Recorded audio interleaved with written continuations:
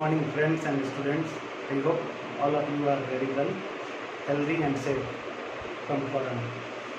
आप सब लोग सेफ रहिए कोरोना से। मैं पूरी उम्मीद करता हूँ आप लोग अच्छे से स्वस्थ हैं, सुरक्षित हैं और घर पे रहिए, सुरक्षित रहिए। बाहर निकलना पड़े अगर मजबूरी में तो सोशल डिस्टेंसिंग का पालन कीजिए और ऐसे ही पढ़ते रहिए। आज हम लोग का जो वीडियो है वो भी एडवांस मैथमेटिक्स और अर्थमेटिक दोनों का मिक्सअप है, जैसे पिछला वीडियो था। इसमें आज हम लोग लेंगे अलजेब्रा से, ज्योमेट्री से and compound interest, simple interest और भी एक चैप्टर है, उससे कुछ क्वेश्चंस होंगे। आइए हम लोग सीखते हैं। लेकिन उससे पहले एक बात, आप जिस प्रकार से इस वीडियो के माध्यम से अपने आप को लाभ पहुंचा रहे हैं, सीख रहे हैं, वैसे ही और लोगों को भी इस लाभ का खंड आपको उठाने का मौका दें। दूसरे तक भी ये वीडियो शेयर करें ताकि उनको भी कुछ सीखने को मिले और उनका भी पढ़ाई ऐसे ही चलता रहे जैसे आपकी पढ़ाई चल रही है। आज कुछ क्वेश्चंस पूछे गए हमारे स्टूडेंट्स के द्वारा, वो क्वेश्चंस अब हम लोग सीखने जा रहे हैं। जैसा कि पहला क्वेश्चन है,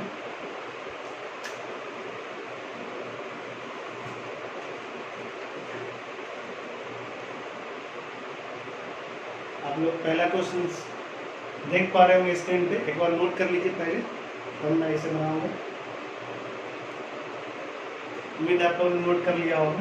यहाँ पे n की वैल्यू दी गई है 1 + 2, उसके बाद कहाँ तक है 24, 1 + 2 का स्क्वायर, 1 + 2 का पावर 4, ऐसे ही एंड सो ऑन, 1 + 2 का पावर 2, 0, 1, 0, 2, यहाँ तक गया है।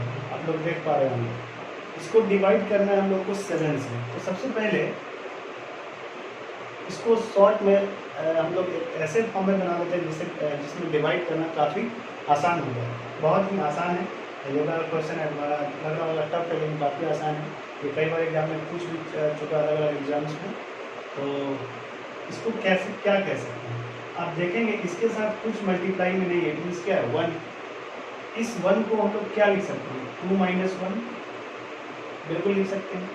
और ये क्या है 2 + 1। इस प्रकार से ये जो बन रहा है, ये क्या बन रहा है a + b × a - b। तो इसका फॉर्मूला क्या होगा a² - b²। इट मीन्स ये 2² - 1 बन जाएगा। जैसे ही 2² - 1 बनेगा, फिर आगे हम लोग के पास एक और है 2² + 1। तो फिर ये a - b × a + b। तो ये फॉर्म क्या बन जाएगा 2⁴ - 1। जैसे ही 2⁴ - 1 बनेगा, हमारे पास नेक्स्ट में अवेलेबल है 2⁴ + 1। ये ऐसे ही एक पेयर बनता जाएगा और कहाँ तक जाएगा तो 2⁴ 1024 तक। वहाँ तक जाने के बाद हमारा जो फॉर्मूला वहाँ भी बनेगा a + b × a - b। तो ये a + b a है, ये b है, a + b तो एक a - b भी होगा। तो उसका फॉर्मूला क्या होगा a² - b²। यानी ओवरऑल n की वैल्यू क्या होगी 2⁴ 2048 - 1। ये n की वैल्यू ओवरऑल होगी। इसमें हम लोगों को डिवाइड करना है 7 से। तो रिमाइंडर आपसे पूछ रहा है, तो 7 से डिवाइड करने के लिए आप ये जरा सोचिए कि 7 × 1 = 7। 7 से जब हम डिवाइड करेंगे तो दो का क्या पावर लिया जाए कि 7 से डिवाइड करने पर रिमाइंडर 1 आने लगे। रिमाइंडर 1 क्यों सोच रहे हैं हम लोग? रिमाइंडर 1 सोचने का कारण ये है कि रिमाइंडर अगर 1 आने लगा जहाँ भी, उस 1 के बाद जितना भी उसका पावर हम लोग करेंगे, उस 1 का पावर क्या रहेगा 1 ही रहेगा।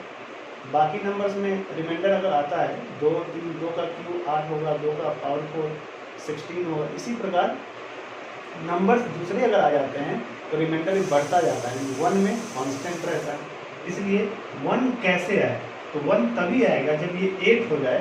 जब ये 8 हो जाए तो 8 में जब हम 7 से डिवाइड करेंगे तो रिमाइंडर 1 आएगा। तो 8 कैसे आएगा, इसका मतलब इसका 3 इसमें चाहिए पावर। तो क्या 3 इसमें से लिया जा सकता है? तो हाँ, बिल्कुल लिया जा सकता है। तो इसमें से जब 3 हम लोग लेंगे तो ये क्या बनेगा 2⁵। 3 हमने ले लिया तो यहाँ क्या बचा 3 × 6 = 18, 2 बच गया, 3 × 8 = 24, 3 × 2 = 6, बच गया 2। यानी 2⁴ एक्स्ट्रा अभी इसमें बच गया और -1 है डिवाइडेड बाई 7। 7 से जब डिवाइड करेंगे तो देखिए अब ये 8 बन चुका है। 8 में जब 7 से डिवाइड करेंगे तो रिमाइंडर क्या आएगा 1। 1 का पावर एनीथिंग क्या आएगा 1, इसका मतलब इसका रिमाइंडर का वैल्यू 1 है। ये 2 का स्क्वायर 4 है, 4 में 7 से डिवाइड करें तो ये क्या रहेगा आपका 4 ही रहेगा, यानी ये हो गया 4, यहाँ तक के टर्म में रिमाइंडर हो गया 4, और इस 1 में जब 7 से डिवाइड करेंगे तो रिमाइंडर आएगा 1। तो 4 में से 1 माइनस जब हम लोग करेंगे तो ओवरऑल रिमाइंडर हम लोग का क्या रहा है 3। देखिए सवाल देखने में कितना टफ लग रहा था, लेकिन है काफ़ी आसान। उम्मीद आप लोग को अच्छा लगा होगा। अब आप लोग नेक्स्ट क्वेश्चन बोर्ड पर देख पा रहे होंगे, देखिए और बताइए।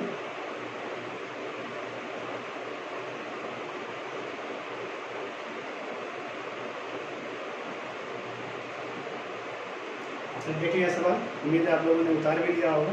इसमें लिखा है कोई धनराशि साधारण ब्याज की किसी दर से 8 वर्ष में 2,900 रुपये तथा 10 वर्ष में 3,000 रुपये हो जाती है। तो अब जरा गौर से देखिए कि 8 वर्ष साधारण ब्याज है, तो साधारण ब्याज है तो हर साल ब्याज क्या होगा सेम ही होगा। कंपाउंड इंटरेस्ट में ब्याज पे ब्याज लगने की वजह से हर साल ब्याज बदलता रहता है, लेकिन सिंपल इंटरेस्ट में ऐसा नहीं होता।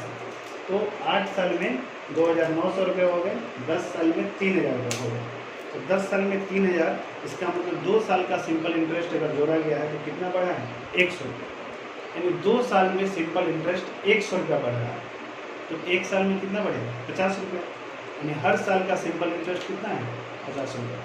और मूलधन अगर हम लोग निकालना चाहें, मूलधन मीन्स प्रिंसिपल, तो 10 साल बाद जो अमाउंट है इट मीन्स मिश्रण है वो कितना है 3,000 रुपये। प्रिंसिपल निकालने के लिए क्या करते हैं हम लोग, अमाउंट में से इंटरेस्ट को माइनस कर देते हैं। तो 3,000 रुपया मिश्रण है, इट मीन्स अमाउंट है आपका, और इंटरेस्ट 1 साल का 50 रुपया है। तो चूँकि 10 साल बाद ये है तो 10 साल का इंटरेस्ट कितना हो जाएगा 500 रुपया। इसका मतलब 2,500 रुपया आपका प्रिंसिपल है।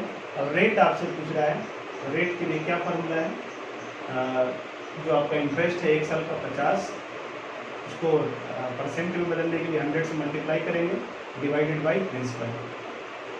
तो 2 जीरो से 2 जीरो कट गया, 50/25 मीन्स 2% इस सवाल का आंसर होगा। काफ़ी आसान सवाल था, आप लोग बोर्ड पर देखें।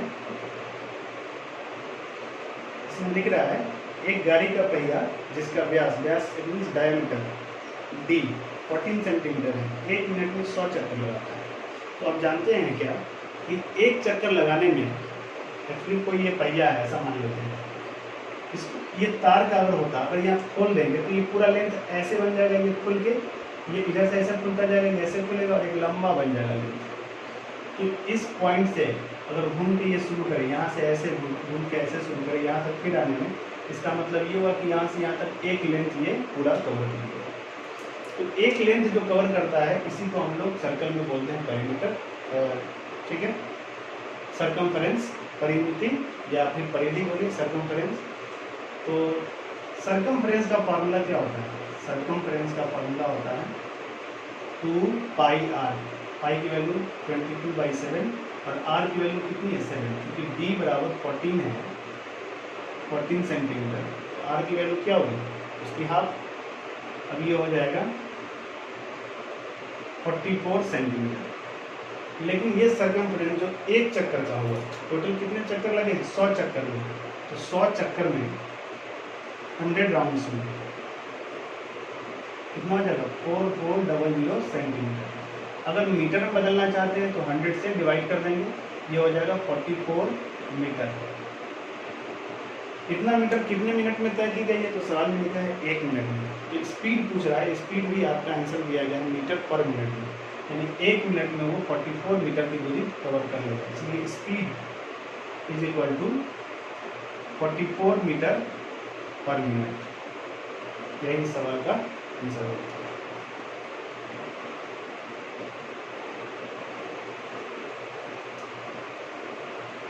जैसा कि सवाल आप लोग देख पा रहे होंगे बोर्ड पे, 2 व्यक्ति एक स्थान से 10 kilometre per hour and 20 kilometre per hour की चाल से चलते हैं। यदि पहला व्यक्ति गंतव्य तक जाने में दूसरे व्यक्ति से 30 मिनट अधिक समय ले तो उनके द्वारा चली गई दूरी ज्ञात करें।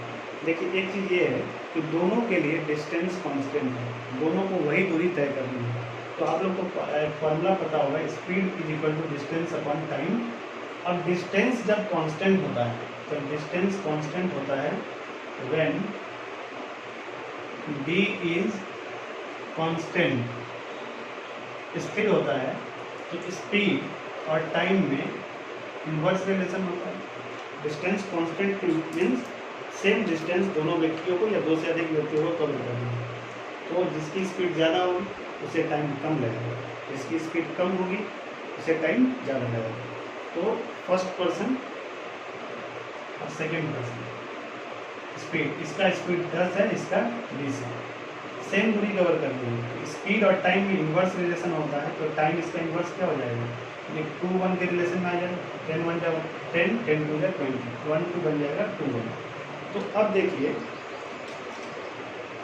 पहला व्यक्ति दूसरे व्यक्ति से 30 मिनट अधिक लेता है सवाल के अनुसार, जबकि रियल में ऐसा है, जबकि हमारे अनुसार पहला व्यक्ति दूसरे व्यक्ति से कितना ज़्यादा समय ले रहा है, एक ज़्यादा ले रहा है, 1 मिनट ज़्यादा ले रहा है, जबकि रियल में ये कितने के बराबर है, हाफ एन आवर के बराबर, यानी 1 की वैल्यू हाफ एन आवर के बराबर है।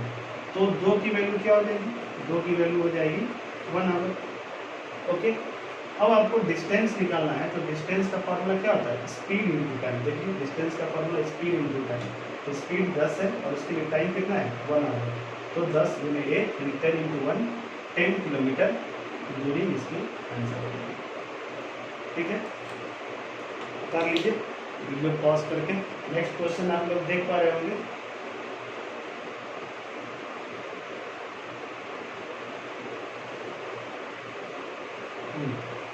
आप लोग जैसा कि सवाल पढ़ पा रहे हैं बोर्ड पे, एक कार का मूल्य एक स्कूटर के मूल्य से 300% अधिक है। यदि कार का मूल्य में 15% की वृद्धि और स्कूटर के मूल्य में 20% की वृद्धि हो, तो 10 कार और 8 स्कूटर के मूल्य में हुई वृद्धि है। तो आप देख लीजिए, तो 300% अधिक है इसका मूल्य कार का, कार और स्कूटर। स्कूटर का अगर 100 है तो इसका 300% अधिक है, इसका मतलब ये 400 है। ओके, ठीक है, 2 0 से 2 0 तक यानी 4 1 की वैल्यू है। अब आगे क्या है, कितने कार हैं, 10 कार। 10 कार के लिए इसकी कीमत क्या होगी, ये 40, और कितने स्कूटर हैं, 8 स्कूटर हैं, 8 स्कूटर के लिए इसकी कीमत क्या होगी 8, टोटल 48 रुपये का खर्च ऐसे है।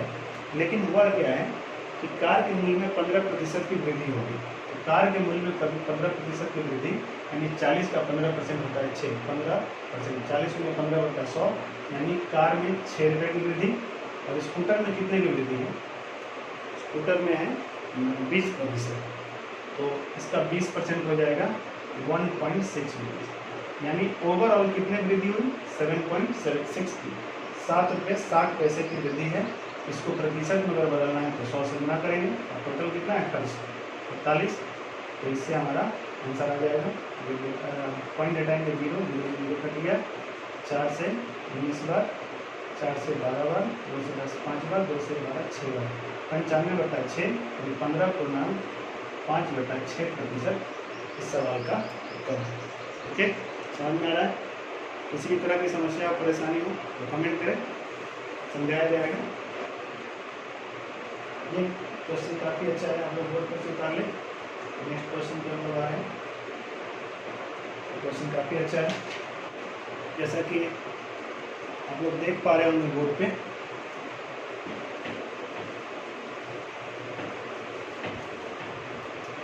सवाल में लिखा है P starts from city A towards city B, B city A से सिटी B की तरफ यात्रा करना शुरू करता है। आफ्टर सम टाइम, कुछ समय बाद, Q and R start from cities A and B respectively at 5 km/h and 12 km/h towards B and A respectively। इसका मतलब कुछ देर बाद Q और R भी अपनी यात्रा शुरू करता है। Q स्टार्ट करता है A से, जबकि R स्टार्ट करता है B से। इट मीन्स Q अगर A से स्टार्ट कर रहा है तो B की तरफ जाएगा, और R अगर B से स्टार्ट कर रहा है तो A की तरफ जाएगा। Q की रफ्तार 5 किलोमीटर प्रति घंटा है और R की रफ्तार 12 किलोमीटर प्रति घंटा है। A और B के बीच की दूरी 100 किलोमीटर दी गई है, ये सबसे पहले होता है। ये ग्राफ से हम लोग समझ सकते हैं। A और B 100 किलोमीटर की दूरी है, दोनों के बीच सबसे पहले चलने वाला व्यक्ति कौन था? P, P A से B की तरफ, उसके बाद Q भी A से B की तरफ ही है, और जबकि R B से A की तरफ, R इधर आ रहा है। उसके बाद क्या लिखा है? Q की रफ्तार 5 किलोमीटर पर आवर है, इसकी रफ्तार 5 किलोमीटर पर आवर है, इसकी रफ्तार 12 किलोमीटर पर आवर है। उम्मीद आप लोग को दिख रहा होगा? हाँ, दिख रहा है। तो ये रफ्तार दे दी गई है। आगे लिखा है P and Q meet at 20 kilometre from A। तो कोई एक बिंदु है, मान लीजिए ये बिंदु है, यहाँ पे दोनों मिल रहे हैं, ये इस दोनों के बीच की दूरी 20 किलोमीटर है। यहाँ पे P और Q आपस में मिल जाते हैं।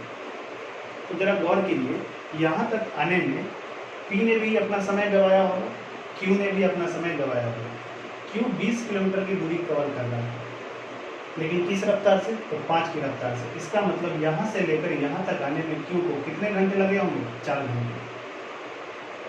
Q को कितना घंटा लगा? 4 घंटा, 4 आवर। क्योंकि Q और R ने साथ में चलना शुरू किया था, इसलिए जितनी देर Q चला है उतने ही देर R भी चला होगा। तो इसका मतलब 4 घंटा ये भी चला होगा। तो 4 घंटा जब ये चला होगा तो यहाँ से लेकर यहाँ तक इसने कितना दूरी कवर कर लिया? 48 किलोमीटर 4 घंटे में, 12 के रफ्तार से 48 किलोमीटर उसने कवर कर दिया। फिर आगे क्या कह रहा है कि P and R meet at 28 kilometre from A। यानी 28 किलोमीटर, 20 तो ऑलरेडी हो चुका है, 8 और, यानी यहाँ से 8 और अगर बढ़ते हैं तो यहाँ पे कौन मिल जाता है? P and R। अब जरा गौर कीजिए, ये 8 किलोमीटर है, यानी टोटल कितना हो गया? 28। टोटल 100 है, ये 28 है, यहाँ से लेकर यहाँ तक ये 28 है। तो इसका मतलब यहाँ से यहाँ तक ये कितना है? 72 है। ये 72 किलोमीटर है। पहले से R चल चुका था कितना? 48। इसका मतलब अब उसके बाद इस 20 किलोमीटर के बाद R ने कितनी दूरी तय की? यहाँ से यहाँ तक 48, पहले से 72 चलना है, इसका मतलब 24 उसने तय किया। ओके, 24 उसने तय किया। अब देखिए 24 दूरी R के द्वारा तय किया गया है, किस रफ्तार से? तो 12 के रफ्तार से। इसका मतलब ये 24 की दूरी R ने कितने घंटे में तय किया? 2 आवर्स में। R ने 2 आवर्स में ये दूरी तय कर ली। तो जाहिर सी बात है R ने 2 घंटे में ये दूरी तय की है, तो इतने ही समय में बाकी 8 किलोमीटर की दूरी P द्वारा तय की जाएगी। यही समय लिया गया है P के द्वारा। तो P के द्वारा 2 घंटा समय लिया गया है कितना दूरी कवर करने में? 8 घंटे में। तो P की स्पीड अगर हमें निकालनी है तो दूरी कितना है? 8, दूरी बट्टा समय होता है फॉर्मूला, तो 8/2, इसका मतलब 4 किलोमीटर पर आवर इसका आंसर होता है। ओके, उम्मीद है आप लोग को समझ में आया होगा। कर लीजिए, सवाल अच्छा था, ये ध्यान से सीखे और बनाएं। किसी तरह की समस्या हो तो बताएं। ये सारे सवाल हमारे कुछ स्टूडेंट्स ने पूछा है। आप लोग को भी कोई समस्या हो, किसी तरह की परेशानी हो, अपने सवाल आप कमेंट में भेज सकते हैं, या फिर डिस्क्रिप्शन में दिए गए मोबाइल नंबर पे भी, मीन्स व्हाट्सएप पे भी अपना सवाल भेज सकते हैं। आप भेजें, फिर उसका समाधान भी वीडियो के माध्यम से बताया जाएगा। आप लोग निकाल लिया होगा। नेक्स्ट क्वेश्चन ज्योमेट्री से है, तो काफ़ी अच्छा है, बहुत अच्छा सवाल है।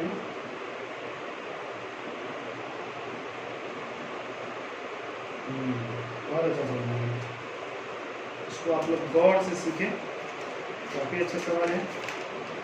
आप लोग बोर्ड पे सवाल देख पा रहे होंगे, पहले उतार लें, जरूर उतार लें फिगर अच्छे से। मैं कुछ नियम बताने जा रहा हूँ, उसके बाद आप लोग देखेंगे। उम्मीद आप लोग निकाल लिया होगा, नहीं उतारा है तो वीडियो पॉज करके उतार लेते हैं। फिर ये नहीं समझे। देखिए कोई भी ट्रायंगल में A B C, तो cos A cos B cos C, इसका एक फॉर्मूला होता है। वो फॉर्मूला ये होता है कि जिस एंगल के साथ हम cos का इस्तेमाल करते हैं, ध्यान रखें, जिस एंगल के साथ हम cos का इस्तेमाल करते हैं वो माइनस करना है, उसके स्क्वायर को माइनस करना है, ए स्क्वायर मतलब जैसे ए के सामने ये छोटा ए हुआ, बी के सामने ये छोटा बी हुआ और ये सी के सामने छोटा सी हुआ। तो ए के सामने साइड कौन सा है? छोटा है, यानी इस स्क्वायर को, ए के स्क्वायर को माइनस करना है बाकी साइड के स्क्वायर के सम में। इट मीन्स ए के लिए बी स्क्वायर प्लस सी स्क्वायर माइनस ए स्क्वायर करना है और डिवाइडेड बाई 2bc हो जाएगा। जो हमने जोड़ा है, दोनों साइड्स को जोड़ा है, उसी का प्रोडक्ट डबल करके डिवाइड करते हैं। बी लेते हैं तो जाहिर सी बात यहाँ ए स्क्वायर हुआ था ए के कारण, तो बी के कारण क्या हो जाएगा? B square. ये आपका हो जाएगा C square plus A square minus B square by 2ca। C के लिए A square plus B square minus C square by 2a। ये कैसा है? AC, हाँ, ये एंगुलर बाइसेक्टर है इसका एंगल, यानी ये अगर ए है तो ये भी ए है, ऐसा लिखा गया। और भी कुछ है? और आपसे DG की वैल्यू पूछिए, ये वाला, ये क्वेश्चन आ रहा है। तो इसके लिए क्या करेंगे? उसी फार्मूला का इस्तेमाल ये कैसे? सबसे पहले ये रूट 18 है, तो एक चीज़ ये समझिए, ये रूट 18 है, तो चूंकि ये स्क्वायर है तो ये रूट 18, ये भी रूट 18, तो इसका डायगोनल क्या होगा? डायगोनल ये होगा AC। ये जो डायगोनल है इस क्वाड्रेंट के लिए क्या है? रेडियस है, यही रेडियस है AC, यही है AE, यही है AF, यही है AG। AC बराबर AG, ये बराबर किसके हो जाएगा? इसके डायगोनल के। डायगोनल मतलब रूट 2 इंटू साइड इसका क्या है? रूट 18, इट मीन्स ये हो जाएगा root 18 into root 2, root 36, it means ये हो जाएगा 6, यानी R की वैल्यू हो गई 6, रेडियस इसका हो गया 6, AG की वैल्यू हो गई 6। ठीक है, अब हम निकालते हैं यहाँ से। देखिए अब ये देखिए, ये और ये एक दूसरे के पैरेलल है। ये अगर A है तो एकांतर कोण की नियम से, अल्टरनेट एंगल के नियम से ये भी A होगा। ठीक है, तो tan A की वैल्यू क्या होगी? tan A की वैल्यू यहाँ पे मैं लिख देता हूँ, tan A की वैल्यू क्या होगी? तो P/B, P कितना है? रूट 18, ओके, रूट 18/B, यहाँ से यहाँ तक, इट मीन्स रेडियस बाई 6। जब इसको हम लोग डिवाइड करेंगे तो क्या आएगा? रूट 18/6, तो ये हो जाएगा ये तो 9 इंटू रूट 2, 9 इंटू 2, 9 का 3, 1/√2 ये हो जाएगा, 1/√2 इसको आना था, 10 है। ठीक है, 1/√2 ये आ गया है। अब देख लीजिए जरा यहाँ पे, ये 1/√2 हो गया। Triangle AGD, in triangle AGD मिलेंगे, तो यहाँ से यहाँ तक ये क्या है? 90 है। cos D, ये पूरा D एंगल है, ऐसे ADG आप इसको कहिए, cos ADG मतलब 90 प्लस A, 90 प्लस A लेंगे तो आप जान रहे हैं cos के लिए जिस एंगल का इस्तेमाल करते हैं उसके सामने का साइड, इट मीन्स इसके सामने का साइड कौन? AG, इट मीन्स रेडियस, उसके स्क्वायर को माइनस करना बाकी के स्क्वायर के सामने, इट मीन्स BG का स्क्वायर आप इसको x कह लीजिए, ये x कह लीजिए, x स्क्वायर प्लस ये AD का स्क्वायर, इट मीन्स रूट 18 का स्क्वायर यानी 18 माइनस इसका GA का स्क्वायर, इट मीन्स 6 का square 36 by 2 into x into root 18। Okay, cos 90 plus theta का फार्मूला क्या होगा? cos 90 प्लस थीटा का फार्मूला आप जानते होंगे, 90 के कारण और 270 के कारण चेंज होता है। cos साइन में चेंज होता है, साइन cos में चेंज होता है, tan cot में, cot tan में, sec cosec में, cosec sec में चेंज होता है। तो ये चेंज होकर हो जाएगा sin A, लेकिन सेकेंड क्वाड्रेंट में होने का 90 प्लस A है, इट मीन्स आफ्टर 90 मतलब सेकेंड क्वाड्रेंट, और सेकेंड क्वाड्रेंट में सिर्फ साइन एंड cosec पॉजिटिव होता है, cos नेगेटिव होता है। इसका मतलब माइनस साइन A ये बराबर हो जाएगा x square minus 18 by 2 root 18x sine A। अब देखिए tan A की वैल्यू मालूम है, इट मीन्स ये P है, ये B है, तो h क्या हो जाएगा यहाँ से, h हो जाएगा root under p square plus B square root 2 का स्क्वायर 2 प्लस 1 यानी रूट 3 हो जाएगा।